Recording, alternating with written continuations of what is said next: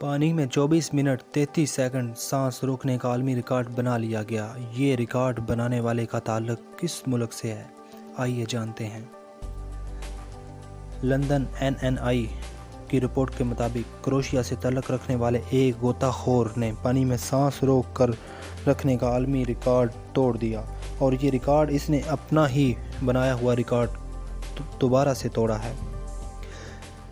کروشیا سے تعلق رکھنے والے ایک غوطہ خور نے پانی میں سانس روک کر رکھنے کا اپنا ہی ریکارڈ توڑ دیا۔ سبوتا نامی غوطہ خور، جس کی عمر 54 سال ہے، اس نے پانی میں 24 منٹ 33 سیکنڈ تک سانس روک کر رکھا۔ اس سے قبل ان کا ریکارڈ 24 منٹ 11 سیکنڈ تھا۔ یہ ریکارڈ انہوں نے کروشیا کے شہر سساک میں بنایا۔ اس سے قبل انہوں نے ڈاکٹر کی ہدایات کے مطابق ٹریننگ بھی لی تھی۔ انہوں نے عالمی ریکارڈ قائم کرنے سے پہلے مختلف قسم کی مشقیں کی، جن کی مدد سے ان کے جسم میں اندرونی طور پر آکسیجن پیدا کرنے کی صلاحیت پیدا ہوئی۔ غوطہ خوری سے قبل وہ باڈی بلڈنگ کرتے تھے۔ برسوں کی ٹریننگ کے بعد انہوں نے اپنے جسم کو ٹرین کیا ہے کہ وہ دماغ اور دیگر حصوں کو بالکل آہستہ رفتار میں آکسیجن فراہم کرے۔ پانی کے باہر عالمی ریکارڈ سے دگنے وقت تک اپنا سانس روک سکتے ہیں۔